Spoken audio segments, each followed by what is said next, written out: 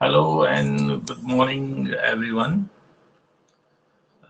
Today we are going to discuss a new topic. This one is business stats. Okay, so here we are for this session. Okay, all set for. So before all this, we are going to discuss about the statistical survey. You know? So in a previous class, we just spoken about the stats and how differently we use in this and in different sector and what is the important of statistics. ठीक है, basically क्या है कि आजकल की life में बिना statistical figure के कोई भी चीज पॉसिबल नहीं है ना। आप इकोनॉमिक्स में ले लो, शेयर मार्केट में ले लो, पॉलिटिकल इन्वायरमेंट में ले लो, और आप जानना चाहते हैं कि कितना प्रोडक्शन ऑल ओवर इंडिया हो रहा है क्रॉप्स का। ठीक है, अभी आप देख रहे होंगे कि जो ऑयल के प्राइस हैं वो इतने हाइक पे जा रहे हैं, तो हम उनको कंपेयर करते हैं लास्ट ईयर के प्राइस से कि पिछले साल किस तरह के प्राइस थे, अभी किस तरह के प्राइस हैं, फ्यूचर में क्या उनका स्कोप रहने वाला है, कहाँ तक वो जाने वाले हैं। इन सब चीजों के बारे में हम जो है डिस्कस करने वाले हैं। तो ये सारी चीजें जो हैं वो पॉसिबल हो पाती हैं केवल और केवल स्टैटिक्स के थ्रू। ठीक है, जो हम किसी को कंपेयर करते हैं या उसका बताने की कोशिश करते हैं कि अभी फ्यूचर में ये सब इस तरह से जाने वाला है, स्टॉक मार्केट की ट्रेडिंग है, इतनी बड़ी इंडस्ट्री है, ये वो पूरी की पूरी based on the statistical tools. वो जो बताते हैं कि फ्यूचर में इस शेयर का प्राइस अप होने वाला है, इसका डाउन होने वाला है, ये सारी चीजें। तो आजकल data is a very very important for everyone, और हर किसी को उसके बारे में नॉलेज होना बहुत जरूरी है, तभी जाके वो अपनी लाइफ में सक्सेसफुल हो पाएगा। ठीक है, सीधी सी सिंपल सा है कि अगर हमें कोई इन्वेस्टमेंट करना है तो पहले हमें ये देखना पड़ेगा कि वो जो पर्टिकुलर यूनिट, जिस यूनिट में हम इन्वेस्टमेंट करना चाह रहे हैं, उस यूनिट का पास्ट किस तरह का रहा है, वो उसका जो ट्रेंड है प्रॉफिटेबिलिटी का, वो किस तरह का ट्रेंड है, how they achieve their target. और हम अपने रिक्वायरमेंट को पहले मेजर करेंगे, then we are thinking about the investment कि हम उसको कहाँ इन्वेस्टमेंट करें, और आफ्टर 5 year और 10 year what money we I want require at that particular time.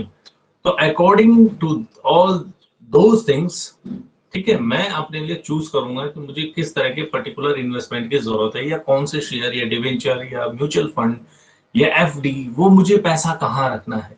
तो इन सब चीजों में भी आपको स्टैट्स की जरूरत पड़ेगी। ठीक है, तो स्टैटिक्स एक ऐसी चीज है जो आपके डे टू डे यूज होने वाली चीज है, और आप कोई भी काम करें उस सारे कामों में आपको इसकी रिक्वायरमेंट पड़ेगी, आपको इसकी जरूरत पड़ेगी, और आपको ये करना पड़ेगा।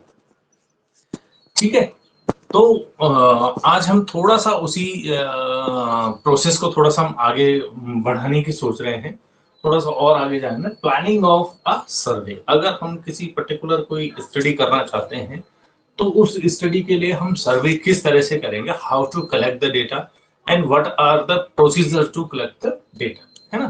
तो these are the process of a sampling और ए सर्वे। किसी पर्टिकुलर स्टडी को हमें करने के लिए इन 6 चीजों से होके निकलना होता है।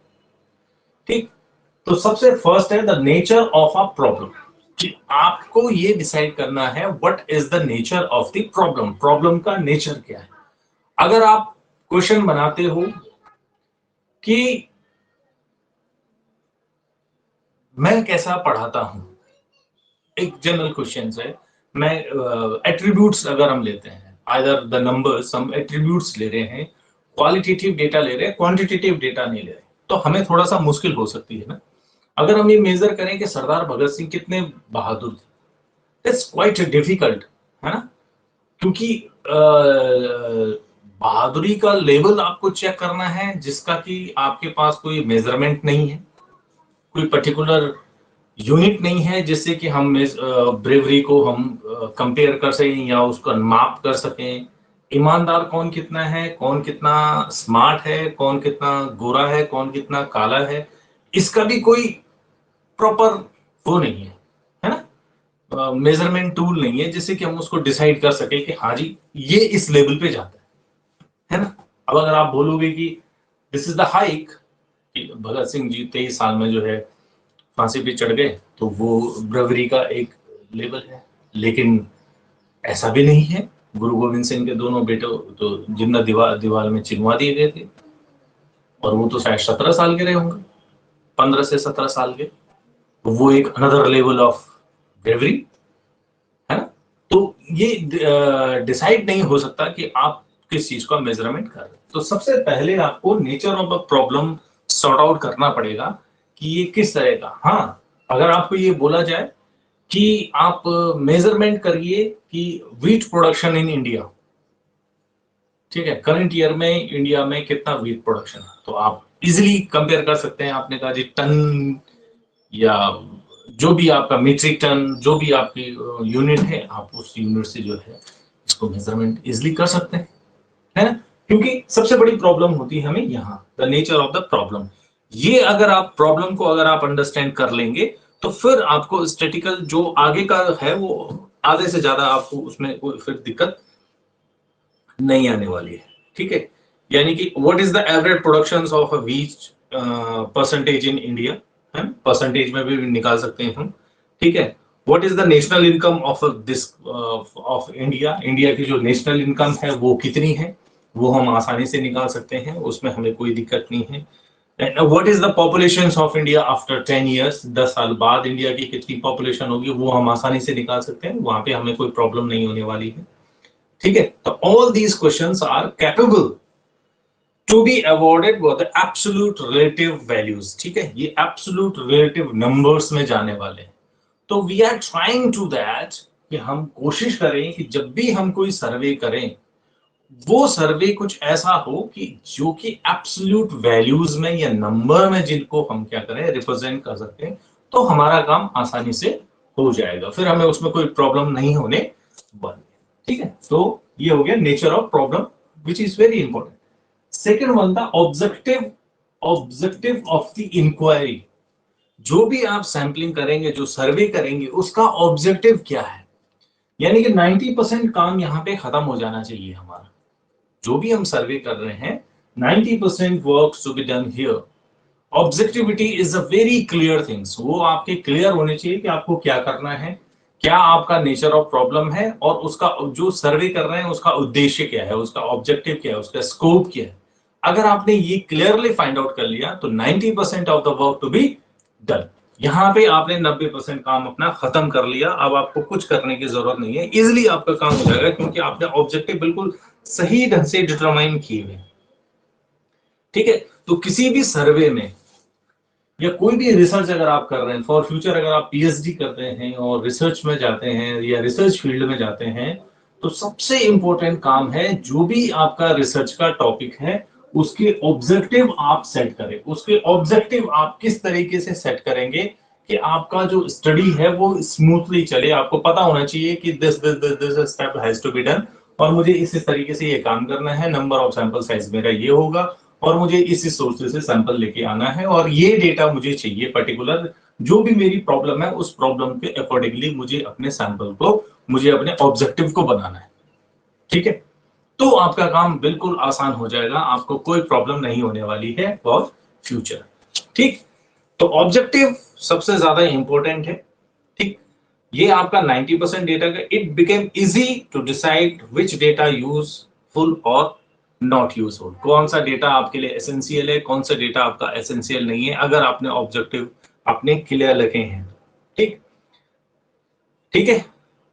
इससे आपको ये और आपको क्लियर हो जाएगा आपके माइंड में कि how my study is going on. अगर आपके ऑब्जेक्टिव क्लियर हैं तो आपको अपने पाथ मिल जाएगा पूरा स्टडी का कि मुझे अपनी स्टडी को किस तरह से आगे रूट पे लेके आना है, ठीक। अब नेचर ऑफ प्रॉब्लम आपने सेट कर दी, ठीक है, ऑब्जेक्टिव आपने बिल्कुल प्रिस्क्राइब बना दिए जो कि मेरे प्रॉब्लम को कोरिलेट करते हों और जिनसे मेरी प्रॉब्लम जो है वो सॉर्ट आउट हो जानी हो, वो सब चीजें हमने क्या कर दी हैं यहाँ पे सेट कर ली। अब जो हमारे पे जो मेन इंपॉर्टेंट बात आती है वो है सोर्स ऑफ द इंफॉर्मेशन, कि आप डेटा को कहां से लेंगे। ठीक, ऐसे कौन से रिसोर्सेस हैं जिससे कि आप डेटा को फाइंड आउट कर सकते हैं। तो now we have a two tools, हमारे पास दो चीजें हैं जहां से कि हम डेटा को लेते हैं। एक हो गया आपके प्राइमरी और दूसरा हो गया सेकेंडरी। दो सोर्सेज अवेलेबल हैं, primary sources and secondary sources. तो अगर आपने प्राइमरी सोर्सेज यूज कर रहे हैं तो प्राइमरी सोर्सेज का मतलब है कि आपको न्यूली रिसर्च एक सेटअप करनी पड़ेगी, प्राइमरी रिसोर्सेज यूज करने पड़ेंगे, उसी से आप सैंपल इकट्ठा करेंगे। और अगर आपने इंक्वायरी को जिस तरह से सेट की है कि आपका सेकेंडरी डेटा से काम चल जाना है तो आप सेकेंडरी, पहले समझ लो प्राइमरी क्या है, इट्स न्यूली डिफाइंड। ठीक है, वो काम कभी पहले हुआ नहीं है, आप खुद जाके वो काम करेंगे या करवाएंगे। सेकेंडरी यानी कि already publish in the nature, जो ऑलरेडी पब्लिश हो चुका है बुक्स में, मैगजीन में, गवर्नमेंट की जो भी सर्वे है उन सब में वो डेटा पहले आ चुका है। हो सकता है कि the objective of collecting data is different और आप जो कर रहे हो अलग स्टडी कर रहे हैं, लेकिन वो आप उसको यूज कर सकते हैं, जो आपको यूजफुल है वहां से ले सकते हैं। ये आपका इजी पड़ेगा, ये आपका कॉस्टली पड़ेगा, इसमें डिफिकल्टीज आएंगी, इसमें डिफिकल्टीज नहीं आएंगी। ये ऑलरेडी कोडेड है, ये कोडिंग करनी पड़ेगी इसमें। ठीक है, आपको लोगों से जाके पूछना पड़ेगा, जिस चीज का आप सर्वे करना चाहे हो, एम्प्लॉइज हो चाहे इंडिविजुअल हो या फर्म हो या कॉर्पोरेट हो या एसोसिएट हो, जो भी आपकी प्रॉब्लम है जो आप उसको सॉर्ट आउट करना चाह रहे हैं, उसके अकॉर्डिंगली आपको प्राइमरी डेटा खोल जाके मार्केट में सर्वे करना पड़ेगा, सैंपलिंग करनी पड़ेगी, फिर उसके आप कोडिंग करेंगे, तब उसकी वैल्यूज निकालेंगे। सेकेंडरी डेटा ऑलरेडी पब्लिश्ड है। ठीक है, आपको सिर्फ अपने मतलब का डेटा, अगर मुझे सपोज जैसे आता है इंडिया में जैसे इकोनॉमिक सर्वे निकलता है, तो इकोनॉमिक सर्वे निकलता है तो मुझे ये देखना है कि उत्तराखंड में जो है वो एम्प्लॉयमेंट का क्या रेशियोस है, तो उस सर्वे को मैं डाउनलोड कर लूं और उसको डाउनलोड करने के बाद मैं उसमें से उत्तराखंड का जितना मेरा रिलेटेड डेटा है मैं वहां से ले लूं, नीचे लिख दूं सोर्स ऑफ डेटा। ठीक है, economic survey of the India. ठीक, दूसरा क्या है कि अगर ऐसा नहीं है तो फिर मैं क्या करूं, हर एक एम्प्लॉयमेंट एक्सचेंज में जाऊं उत्तराखंड में जितनी भी है और वहां से डेटा ले लूं कि जी कितने लोग 12th पास हैं जिनको यहाँ से नौकरी मिली है, कितने लोग रजिस्टर्ड हैं, कितने लोग अनरजिस्टर्ड हैं, गांव गांव जाके उसका सर्वे करूं। This take time, money. ठीक है, आपका दिमाग भी खराब होगा, टाइम भी खराब होगा, पैसा भी लगेगा, हो सकता है कि आपके डेटा में एक्यूरेसी ना हो और वो यूजफुल भी ना हो, और आप उस चक्कर में बहुत सारा डेटा इकट्ठा कर लें जो कि आपके काम का नहीं है। तो सेकेंडरी डेटा में ये होता है कि आपको पता है कि मेरा ऑब्जेक्टिव ये है, उस पर ये मुझे डेटा चाहिए तो मैं यहां से ये पब्लिश करके ले लेता हूं, वहां से मुझे डेटा मिल जाए। तो दो आपके पास रिसोर्सेस हैं, ठीक, कि जो हमें यहां से मिल सकते हैं, प्राइमरी और सेकेंडरी। ये बेस्ड होता है आपकी इंफॉर्मेशन आपको किस तरह से चाहिए। फोर्थ है type of the inquiry, what kind of inquiry आप करना चाहते हैं, किस तरह का सर्वे आप करना चाहते हैं। तो इसमें बहुत सारी चीजें, सबसे पहले जैसे मैंने बोला आपको कि objective of the scope, objective और स्कोप दो चीजें इंपॉर्टेंट होती हैं कि आपका ऑब्जेक्टिव क्या है। ठीक है, सर्वे करने का। फिर आपको ये देखना है कि हु वांट द इंफॉर्मेशन किसको चाहिए। देखो, अगर स्टेट कोई या सेंट्रल गवर्नमेंट या स्टेट गवर्नमेंट कोई सर्वे करवाती है तो वो बड़ा आसान होता है, बड़ा सही होता है, इजिली हो जाता है।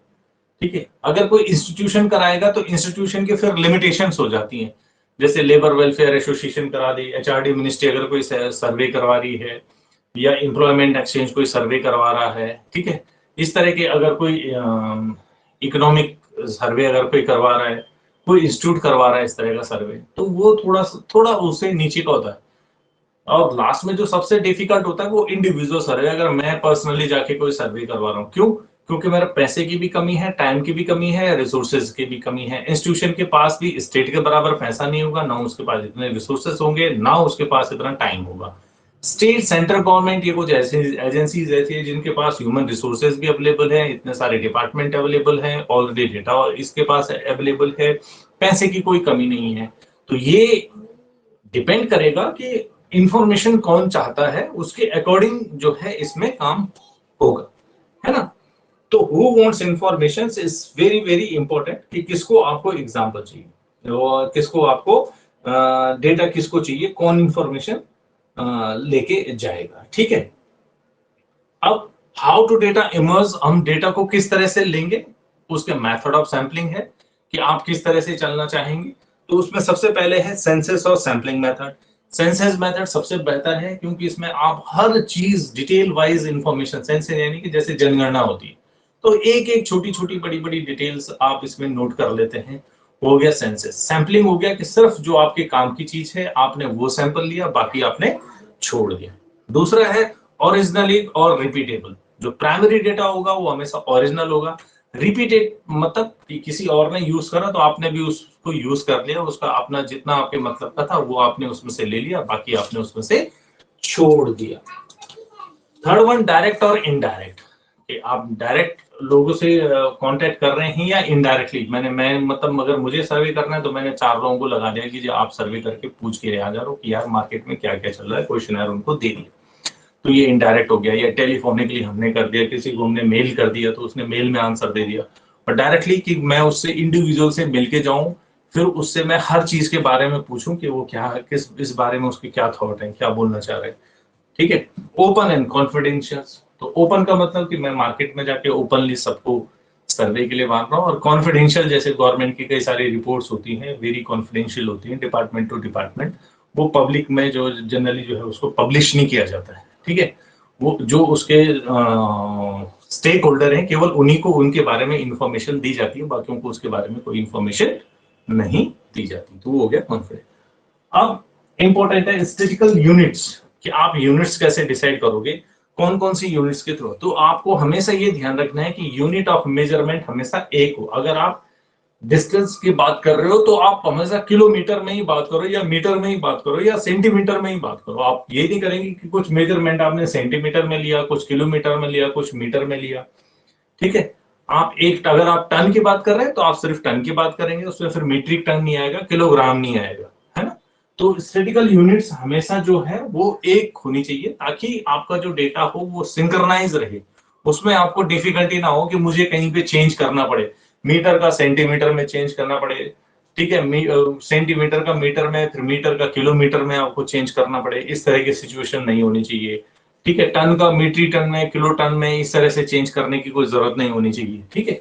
तो आपका हमेशा जो डेटा है यूनिट वो यूनिफॉर्म होनी चाहिए और थ्रू आउट द सैंपलिंग जो सर्वे है उस पीरियड के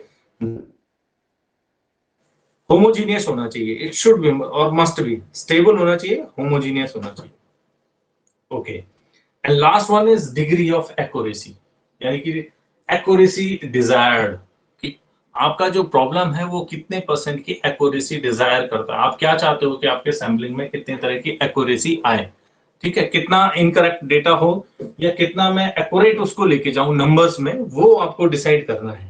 एब्सोल्यूट एक्यूरेसी हमेशा इम्पॉसिबल होती है, ये कभी हो नहीं सकती किसी डेटा में।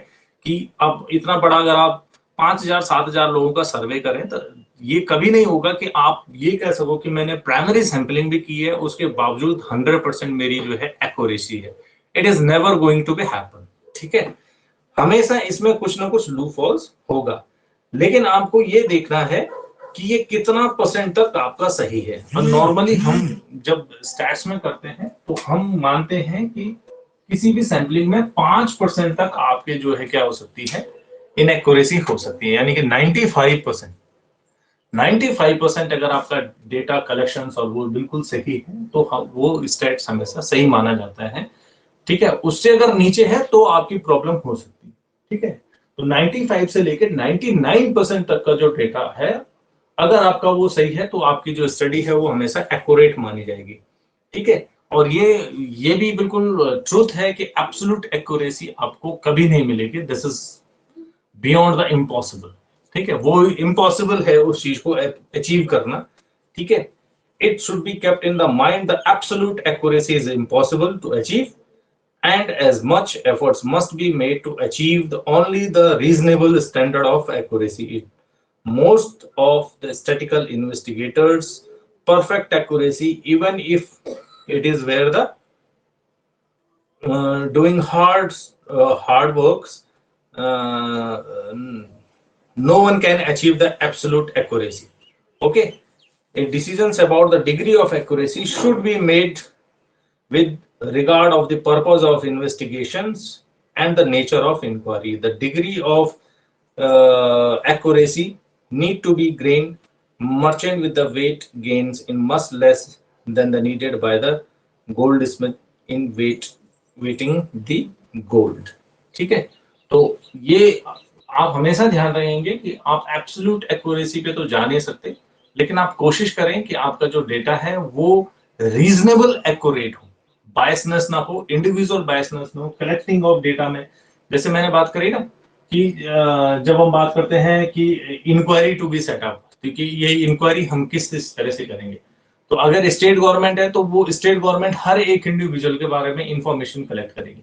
लेकिन अगर हम पर्सनल है तो पर्सनल में क्या होगा, मेरे पास टाइम भी नहीं है, पैसा भी नहीं है, तो मुझे जो इजिली अवेलेबल है मैं उन्हीं लोगों से बात करूंगा, बाकी लोगों से बात नहीं कर पाऊंगा, क्योंकि मेरे पास ना तो टाइम है ना इतना पैसा है कि मैं उसको इन्वेस्ट करूं, ना इतना रिसोर्सेज है कि मैं उसको अवेलेबल। तो फिर उसमें क्या होती है, बायसनेस आना शुरू हो जाती है इंडिविजुअल सर्वे में, बिकॉज ऑफ द लिमिटेशन है ना, डेटा की लिमिटेशन है, ह्यूमन रिसोर्स का लिमिटेशन है, पैसा का लिमिटेशन है।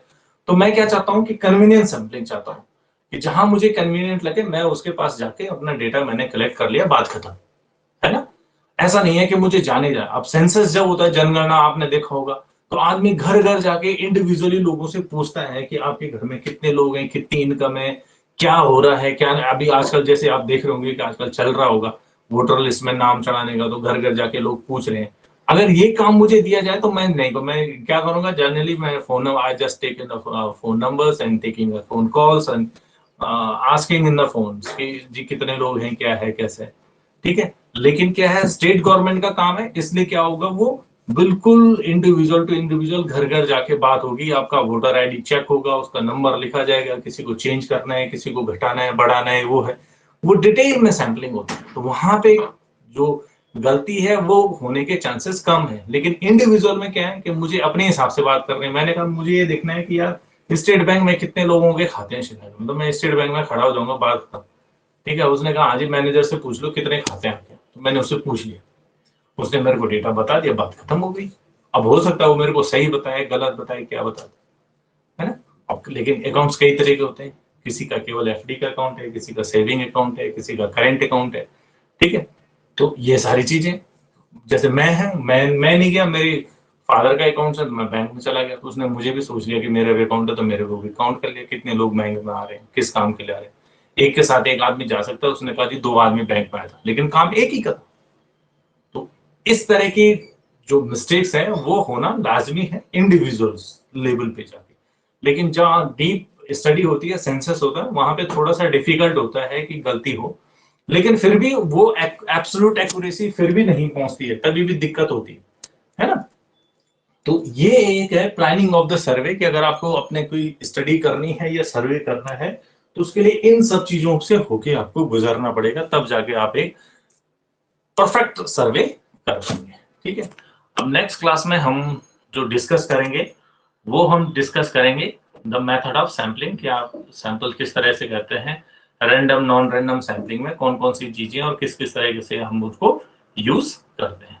Okay, till then thank you.